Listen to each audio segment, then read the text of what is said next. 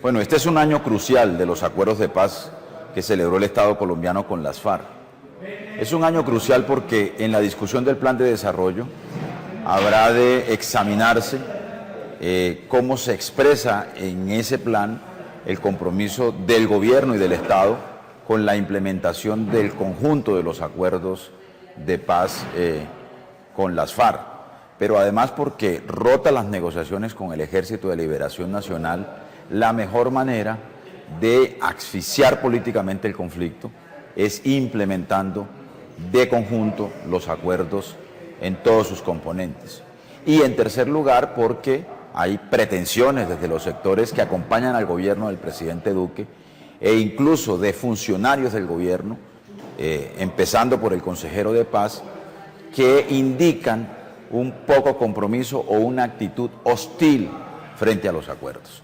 De tal suerte que quienes creemos que este acuerdo es una oportunidad para reducir fenómenos de violencia y para afectar variables estructurales del conflicto, vamos a tener que hacer un gran esfuerzo junto con la sociedad colombiana en presionar, en exigir, junto además con la comunidad internacional, los países garantes, la implementación de los acuerdos de paz que se celebraron en Colombia recientemente.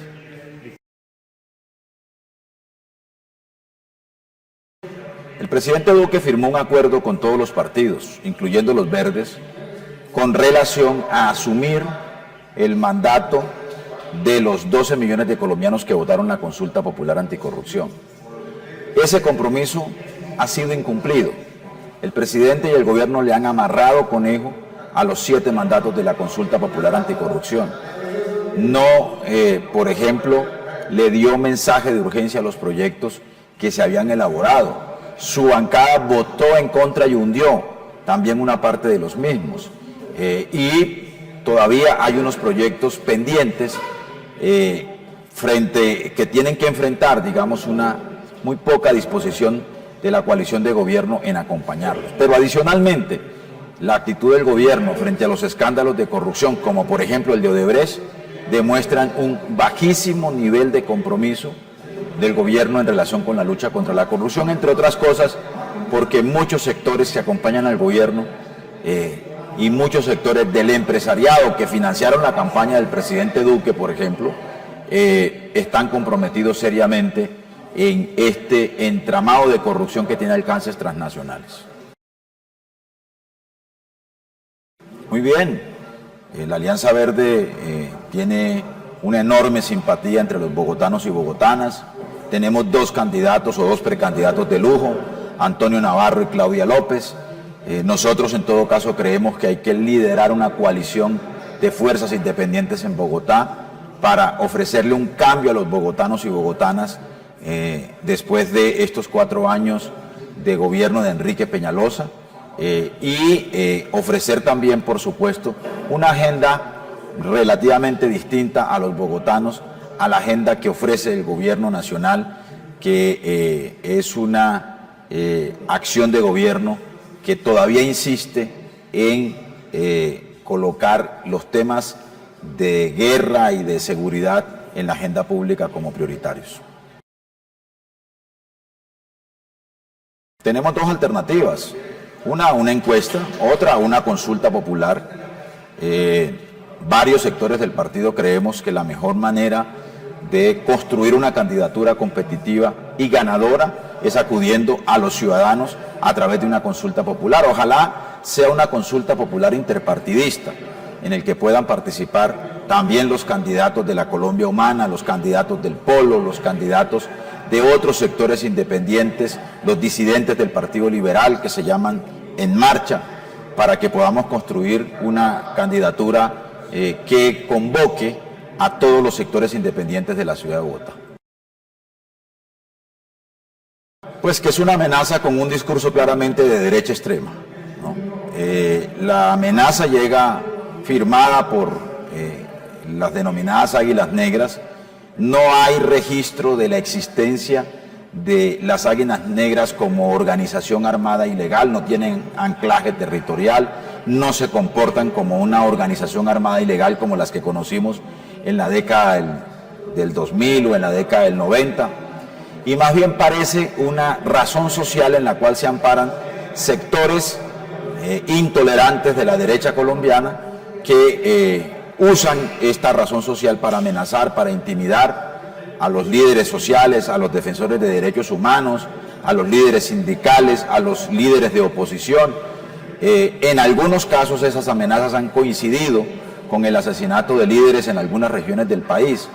Luego entonces, aun cuando sea una razón social, en todo caso no es de descartar que hayan agentes del Estado involucrados en este tipo de amenazas desde un pensamiento claramente de derecha extrema.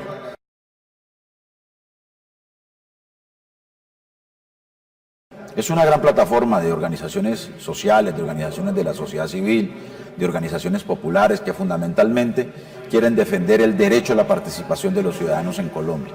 Por supuesto, la participación pasa porque se respete el derecho a la vida de los líderes sociales, de las comunidades y de las organizaciones que estos líderes representan, pero sobre todo también se trata de defender el mandato popular que se expresa en una variedad de instrumentos de participación que consagra la Constitución Nacional. Las consultas previas y las consultas populares son los instrumentos que hoy están, digamos, en riesgo por algunas disposiciones y algunas decisiones de las altas cortes, en particular de la Corte Constitucional, esta Corte Constitucional que parece regresiva respecto a la Corte Constitucional anterior o a las anteriores que habían desarrollado una jurisprudencia en defensa de una democracia altamente participativa como la que ordenó la Constitución del 91.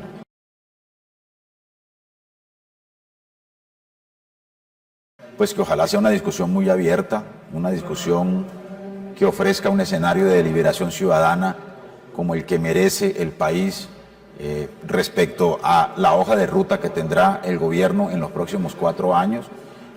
Ya hemos tenido, digamos, una anticipación de ese debate en el Congreso de la República, el debate sobre la ley de financiamiento, el debate sobre la ley de presupuesto,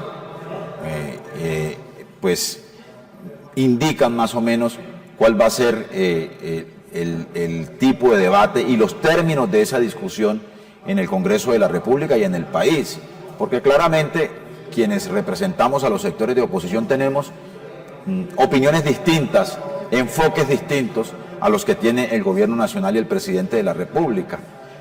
Por ejemplo, en la bandera de la economía naranja, que es quizás el título que obsesiona al presidente Iván Duque, allí vamos a tener que dar una discusión muy seria sobre lo que él entiende por economía naranja y lo que significa eso desde una perspectiva de la protección y la defensa de los derechos de los ciudadanos. Pero también vamos a tener discusiones, por supuesto, sobre la locomotora minera, sobre la megaminería y la explotación de hidrocarburos y sobre los temas ambientales en general. Vamos a tener que discutir el compromiso del gobierno y del Estado con la implementación de los acuerdos de paz. Vamos a tener que discutir incluso cuál es la política de relaciones internacionales de Colombia a propósito de la crisis diplomática que tenemos con el vecino país de Venezuela. En fin, va a ser una discusión nacional sobre todos los temas de la agenda pública y allí seguramente se van a expresar los puntos de vista de quienes están en el gobierno y de quienes ejercemos la oposición política. La que yo creo más aconsejable es un diálogo político entre gobierno y oposición, para que eso no derive en una circunstancia de confrontación violenta. Si Maduro insiste en atornillarse en el poder, pues sencillamente va a obligar a que la oposición se mantenga, digamos, en una actitud, digamos, beligerante frente al gobierno, beligerancia que puede conducir a hechos de violencia. Y si la oposición accede al poder desalojando de la misma manera que lo ha hecho el gobierno a quienes hoy están en el gobierno, pues seguramente quienes hoy están en el gobierno, quienes hoy acompañan a Maduro, van a tener una actitud también beligerante frente al nuevo gobierno. Luego entonces lo aconsejable es una transición pactada entre gobierno y oposición, que implica por supuesto la convocatoria a elecciones libres y vigiladas internacionalmente. Lo que no puede permitirse es una intervención militar en Venezuela y mucho menos permitirse que Colombia participe de una aventura militar que significaría enormes costos económicos, sociales, humanitarios, no solo para Venezuela, sino para Colombia. En Venezuela viven 5 millones de colombianos. En la frontera hay 2 millones de colombianos y venezolanos que viven al lado y lado de la línea fronteriza entre Colombia y Venezuela. Esos 7 millones de seres humanos se van a ver directamente afectados por una confrontación militar. Entonces, nosotros le hemos pedido al gobierno que acuda a todos los instrumentos y a todas las vías diplomáticas para jugar un papel de mediación que permita un diálogo político entre gobierno y oposición.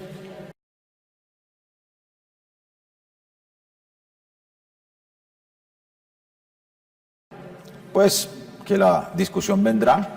Lo que hemos sabido es que el gobierno quiere presentar un proyecto de reforma pensional que sobre todo favorezca a los fondos privados de pensiones y que además de eso afecte el derecho a la pensión de los trabajadores y de los colombianos.